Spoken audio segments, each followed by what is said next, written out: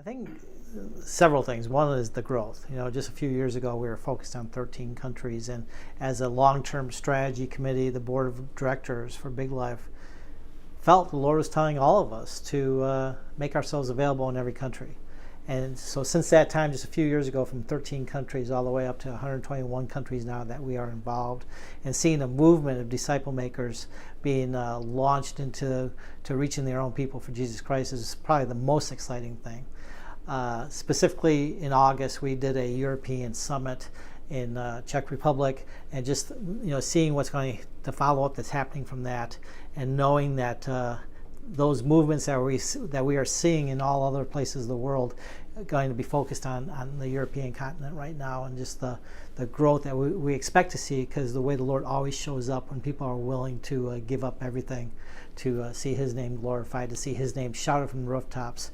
We're really excited about what's going to be happening over the next several months in Europe alone.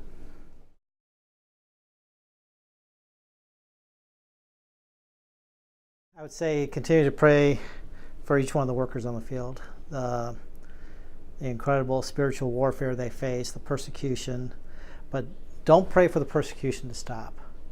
Pray for strength through the persecution. Each one of our workers has always told us, don't pray for the persecution to stop, because the persecution brings opportunities. So even some of the darkest places in the world, when they're persecuted, they use those opportunities to bring Jesus Christ in some incredible ways, and see the Lord do some amazing things just through the persecution.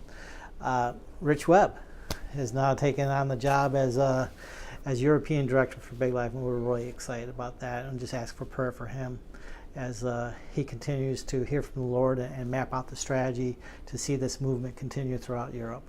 So pray for Rich and Alex, and just continue to pray that disciples are making disciples.